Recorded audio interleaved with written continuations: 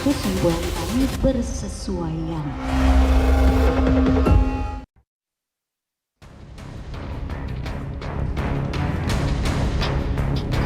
Pengadilan Negeri Jakarta Selatan kembali menghadirkan saksi ahli dalam sidang kasus pembunuhan Brigadir Yosua Rabu kemarin.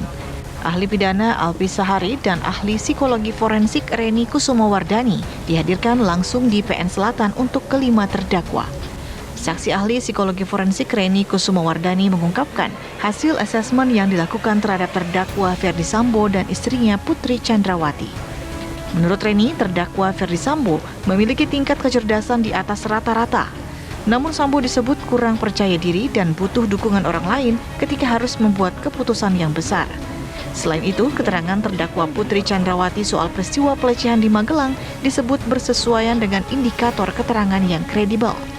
Lantas, benarkah keterangan saksi ahli dari psikolog forensik bisa menjadi kunci pasangan Sambo dan Putri untuk lolos dari hukuman mati?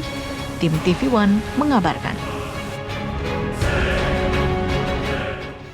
Ya, seperti yang kalimat terakhir dalam paket berita tadi, apakah kemudian saksi ahli yang dihadirkan oleh Jaksa Penuntut Umum ini bisa meloloskan Ferdi Sambo dan juga PC dari hukuman mati, yaitu hukuman terberat dari pasal 340 pembunuhan berencana, karena kemarin beberapa saksi ahli justru diklaim memberikan keterangan. Betul, diklaim oleh pengacara Ferdi Sambo dan juga PC melemahkan dakwaan JPU itu sendiri. Apakah benar demikian? Kita akan coba minta pandangan dari sejumlah pakar yang hadir juga di studio. Ada Mas Heri Firmansyah, pakar hukum pidana dari Universitas Tarumanegara. Selamat pagi, Mas Heri. Selamat pagi, Mbak. Siap, kabar sehat ya, Mas? Alhamdulillah. Alhamdulillah. Kita juga ingin sapa tersambung melalui sambungan Zoom ada Mas Martin Lukas Simanjuntak, kuasa hukum keluarga almarhum Brigadir Joshua. Selamat pagi, Bang Martin. Selamat pagi, Mbak Maria dan Mbak Ken ya. Ya, oke. Dan kita juga masih terus mencoba ya menghubungi ada Mbak Reni Kusumawardani, Ketua Asosiasi Psikologi Forensik Indonesia untuk bergabung nanti. Tapi saya mau ke Mas Heri terlebih dahulu.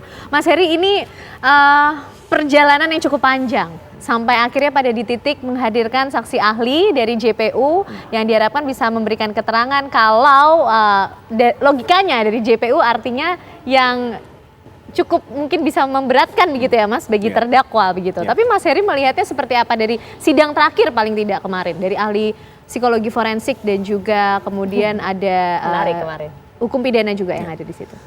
Ya, kalau menurut saya keterangan ahli itu kan sesuatu hal yang termasuk jadi alat bukti ya dalam hukum acara pidana 184 KUHP. Salah satu, bukan satu-satunya.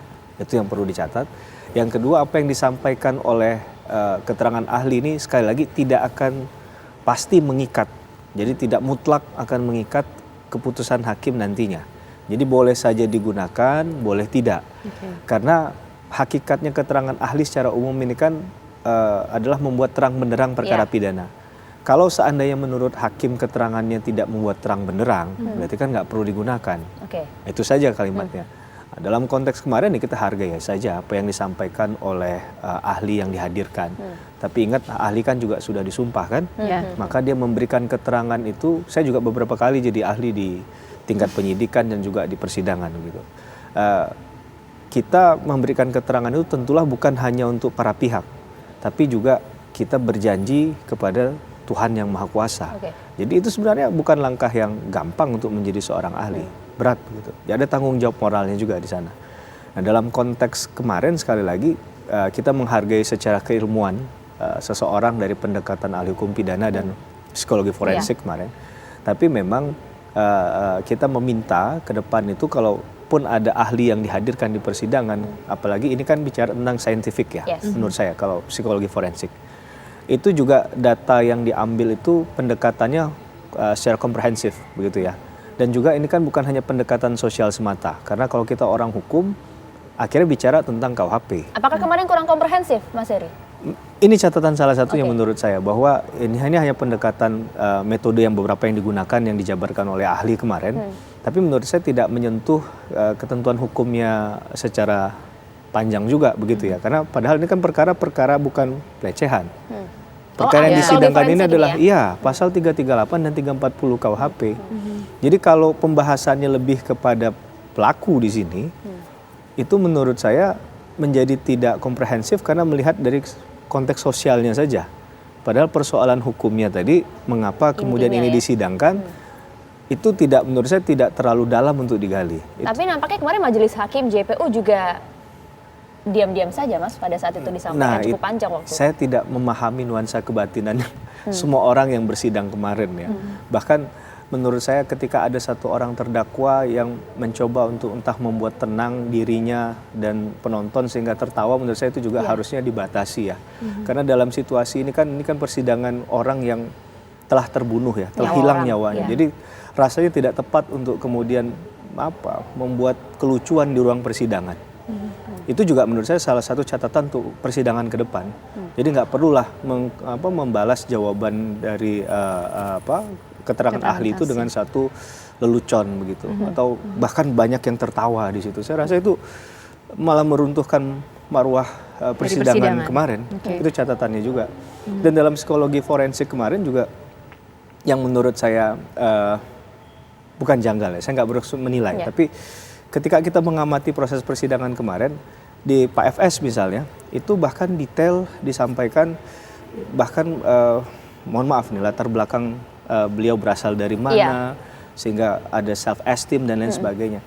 Saya mungkin terlewat, tapi saya tidak mendengar itu dijelaskan juga ke terdakwa yang lain. Misalnya orang ini juga berasal dari latar belakang X, kemudian jelas begitu ya, sehingga apa yang disampaikan di Pak FS juga disampaikan di terdakwa yang lain. Indikasinya apa maksudnya? Kalau saya khawatir salah menyimpulkan, tapi begini, ketika disampaikan bahwa ada self esteem, kemudian emosional, jadi seakan-akan ini emosional ini bisa tidak mesti direncanakan, tapi bisa timbul dengan sendirinya. Memang tidak disimpulkan begitu, tapi ketika ini disampaikan, ini jadi liar nih. Khawatir meringankan juga terdakwa. Ini jadi liar, ini jadi liar. Akhirnya 340-nya tidak tersentuh di situ. Jadi saya rasa kita memang bisa banyak menafsirkan banyak hal ya. Saya yakin hakim juga bisa tahulah delivery message ini arahnya kemana. Oke, baik. Lalu kalau dari pihak Joshua sendiri, almarhum Joshua, bagaimana menafsirkan keterangan-keterangan yang disampaikan oleh ahli-ahli yang kemarin datang di persidangan? Lagi-lagi pelecehan seksual diungkit Bang di persidangan. Ya, jadi kemarin kan ada 3 ahli ya, ahli psikolog forensik dan 2 ahli pidana. Pak Effendi Saragi, satu lagi yang dari USU, satu lagi Ibu Reni ya. Nah, kalau saya melihat, kalau para penasihat hukum terdakwa dan terdakwa mengatakan ahli-ahli ini meringankan mereka, saya lihat justru sebaliknya, ya. Karena 2 ahli pidana itu ditolak keterangan keahliannya oleh Verdi Sambo, jadi tidaklah mungkin itu meringankan beliau. Lalu ada satu ahli ya yang bernama Ibu Reni, yang menurut hemat saya dianggap sebagai hal yang meringankan oleh rekan saya Febri Diansah, Rasmala dan juga Arman Hanis. Mengapa dianggap meringankan? Karena mereka ini melulu soal pembahasan itu mengenai seks terus, ya. Padahal yang esek-esek itu kan udah nggak ada di situ. Nah, dalam pendapat keahlian Bu Reni ya, sebenarnya hal tersebut sudah dikunci oleh keterangan ahli sebelumnya, yaitu ahli yang lebih proper dalam hal ini, yaitu ahli kriminolog.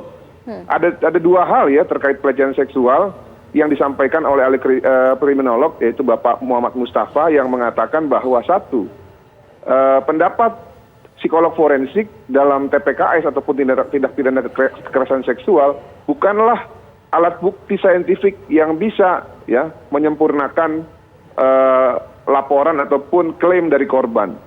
Bukti saintifik yang dimaksud dalam Undang-Undang TPKS dan juga sesuai dengan rumusan delik 285, yaitu delik material, pemerkosaan yang ada dampaknya, itu adalah keterangan ataupun pendapat ahli dari dokter klinis yang bisa menjelaskan adanya kerusakan pada alat kelamin dari orang yang mengaku sebagai korban. Nah ini kan nggak ada, ya.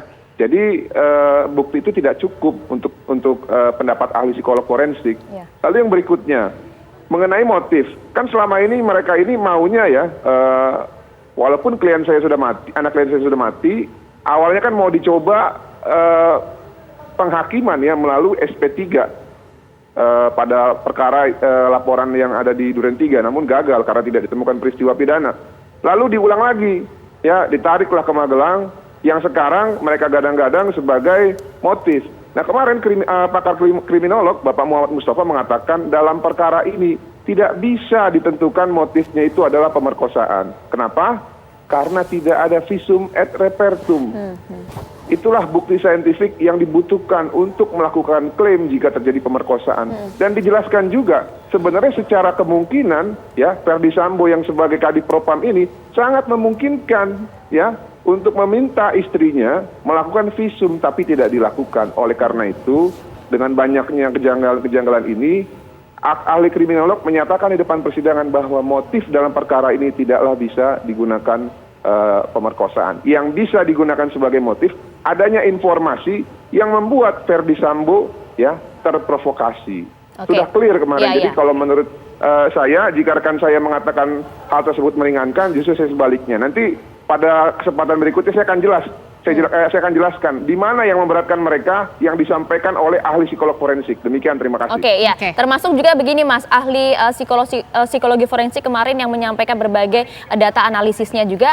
Bagaimana jika dikaitkan dengan keterangan ahli sebelumnya yang menyatakan mengenai hasil poligraf, di mana PC juga dinyatakan paling tidak diindikasi berbohong dalam setiap keterangannya. Ini korelasinya bagaimana? Saya ingin tanya ke Bang Martin dan juga ke Mas Heri. Usai jeda sesaat lagi.